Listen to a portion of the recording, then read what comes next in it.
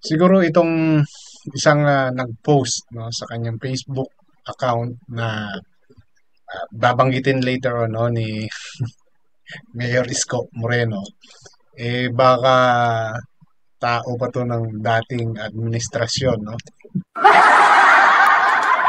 Kasi nagreklamo siya dahil pinapapasok siya kahit maulan. Alam naman natin yung nagdaang bagyo, mahabagat, bumaha. Grabe talaga yung baha sa Manila, no?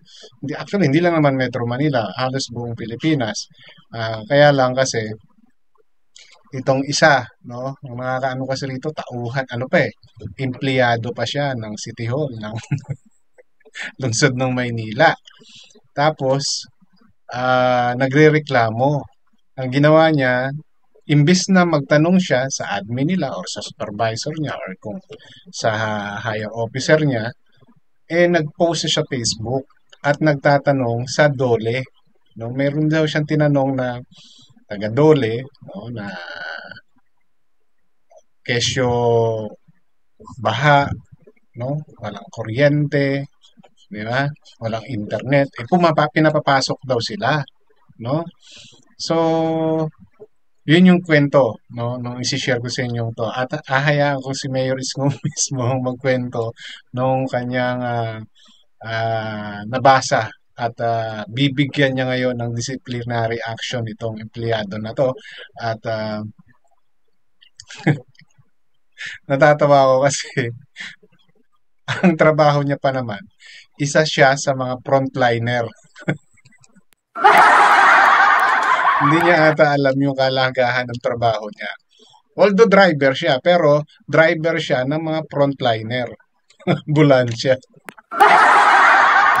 Tapos ngayon, nakuha niya pang reklamo or magtanong na parang hindi niya alam kung ano yung trabahong pinasok niya, kung ano yung kahalagahan ng trabahong pinasok niya sa panahon, no, na kailangan sila, no? Yung serbisyo niya actually bilang driver. So, kaya ako natatawa. Paano ba tong taong ito? Hindi niya ba naisip kung ano yung trabaho niya o sadyang tinatamad ka siya? O baka naman na ito yung dinanas niya doon sa dati niyang boss, no? Sa dati niyang administrasyon siguro. I don't know. Kasi hindi ka naman mag-aasal ng ganito kung naka-align ka kay na Mayor Isko Moreno, di ba? Kasi nakikita naman natin yung ginagawa ni Isko eh. Di ba? Halos more than 12 hours siya kung magtrabaho, especially nung kasagsagan ng baha at bagyo sa Metro Manila or sa buong Pilipinas. Di ba? Hindi po papogi yung ginagawa ni Isko Moreno na yon, no? Parte po yon ng kanyang pagpapakita sa taong bayan, sa taga-lungsod ng Maynila, na kumikilos siya. Hindi yun po papogi points. Di ba? Update din po yun, no? Sa kung ano talaga yung nangyayari sa Metro Manila, like yung sa TAF. Di ba? Nakita naman natin kung gaano grabe yung mga baha sa lugar na yan. Eh, University Belt pa yung area na yan. So, kaya natatawa ako dito sa isang empleyado nila na nagreklamo, no? Doon pa sa Facebook eh na hindi nila alam na siguro parang hindi siya nanonood no ng mga post ng mga ginagawa ni Isko Moreno, no, na may mga pinopost siya, no, bilang update sa kung ano na ba yung kalalagayan ng Manila. Okay? And I think other provinces, no, or lungsod ay gumagawa rin ito. Pero ito atong driver na to, gusto maglaro ng scatter. So, yun po yung aking ipaparinig na lang sa inyo at hahayaan kung si Mayor Isko Moreno mismo yung magkwento. Ito po ay nakuha ko doon sa kanyang page, no, sa Isko Moreno page niya na every Friday meron siyang nagre-report siya, no, sa taong bayan, mga Manileños. Actually, marami siyang mga sinabi doon. Bukod po dito sa Tolonges na um, empleyado mismo ng Maynila. And mukhang ipapatawag ata siya at magpapaliwanag siya doon sa kanyang mga inasal. So, pakinggan nyo na lang po at issue lang po tayo ha, walang personalan. Okay? So, ito po yung mga kwento ni Mayor Isko dito sa Tolonges na empleyado ng frontliner driver pa naman siya. Gusto ko lang naman kung ito'y pinagkakapuri natin at kinikilala natin yung effort ng ating mga pinalublob natin sa kanal para kumuha ng burak ng bara sa imbornal, no? Meron tayo isang empleyado. Magaling yata ito masyado. No? Baka tularan pa eh. Gusto ko malaman niya na para matutunan din niya yung ano ba ang halaga ng mga ahensyang binanggit ko sa kasagsagan ng aberya o mga pangangailangan ng serbisyo ng tao. Meron tayo isang empleyado, ang pangalan Raymond Calaunan Manawis. Nag-post siya sa Facebook, nagtatanong siya sa isang abogado. Ito yung kanyang post, no? Attorney, lubog sa baha, walang signal, delikado sa kalsada, pero pinapapasok pa rin kami. Legal ba yun? Yun yung sinasabi itong empleyado natin na ito, no? Mukhang isusumbong pa si Director Padilla sa DOLE. Nakalimutan yata niya sa gobyerno siya nagtatrabaho. No? Hindi ayon, sabi raw dito, may sabi, hindi.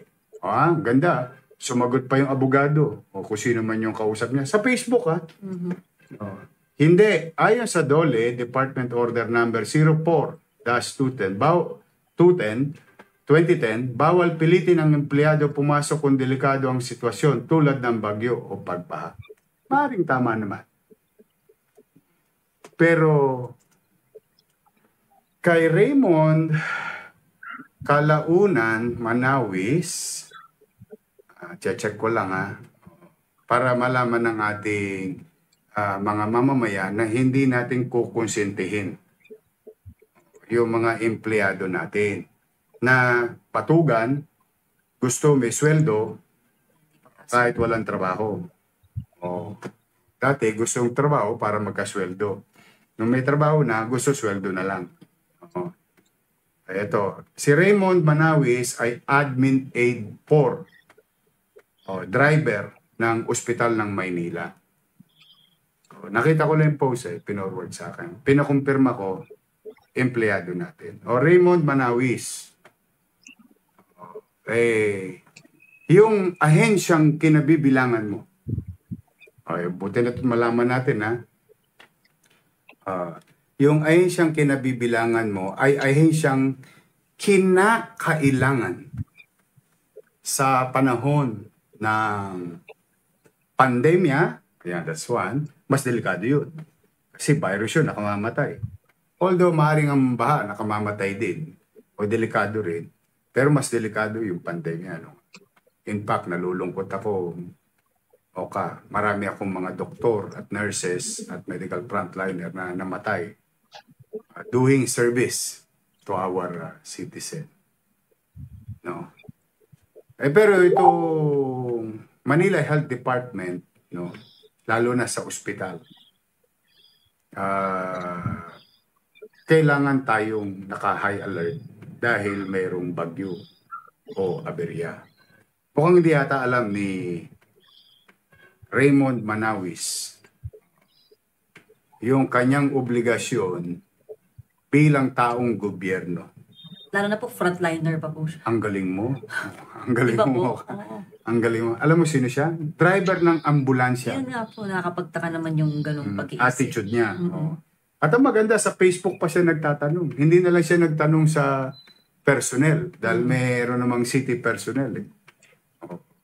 Paano yung pinalubog kong mga DPS sa Imbornal na natikman ko pa yung tumalsik po lasa ng kanal.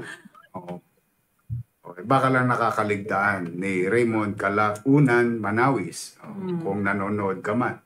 At kung meron tayong nanonood na kapwa empleyado, parating nyo to sa kanya. Ngayon, dahil gusto mo sumikat sa Facebook, baka naman sabihin mo pinipilit kitang magtrabaho sa oras ng aberya na ikaw na nga may sabi, frontline natin yan sa sa panahon ng pangangailangan ng taong bayan. O sabi ko kay kay City Ad saka kay Secretary Letlet Sarkal, bigyan ng show cause order. Tapos takbo siya sa Dole. Yun ang maganda. Pagpapaliwanag natin, yung driver na si Manawis, driver ng ambulansya sa ospital ng Maynila, na ayaw pumasok kasi sabi daw ng pamahalaan, national government, walang pasok. Hindi niya yata nakalimutan yata na yung ahensyang kinabibilangan niya ay kakailanganin sa aberya. Now, I already directed to Secretary Letlet Sarkal, City Administrator, and they're going to inform Director Joe Quintos na para si Dr. Padilla ay magbigay ng show cause order. Why are you so special while others are doing what they are supposed to do sa kasagsagan ng baha, landslide, pagguho ng mga bahay, tayo bilang pamahalaan? We are under the state of calamity pa. So, habang pinupuri natin yung dedikasyon. So, ayan po, nadinig ninyo yung paliwanag ni Mayor Isko Moreno at saka kung yung mga pinost nitong driver na to. At mukhang mabibigyan talaga siya ng disciplinary action sa ginawa niya. Kasi frontliner ka, Brad. No? Mukhang hindi mo alam kung ano yung kahalagahan ng trabaho mo. Oo, kahit na sabihin nating driver ka, no? Driver ka lang, pwede mong sabihin yan. Pero paano makakarating yung mga pasyente na yan or yung mga nangangailangan ng tulong, no? Kung wala ka, no? May role kang, malaki kang role diyan sa nangyari ngayon dito sa Pilipinas, lalo't kailangan tumulong sa taong bayan. At parte ng trabaho mo yan. Kaya dapat sana malinaw sa'yo yan. No? Kayo yung mga exempted, no, sa mga walang pasok. Kung walang pasok yung ibang tao, kayo ay kailangang pumasok dahil mga frontliner kayo. Okay? Ganun kahalaga ang mga frontliner. Baka sir, hindi mo alam yan. So ngayon, dapat alam mo na kasi ipapatawag yung Mayor Isko. Okay.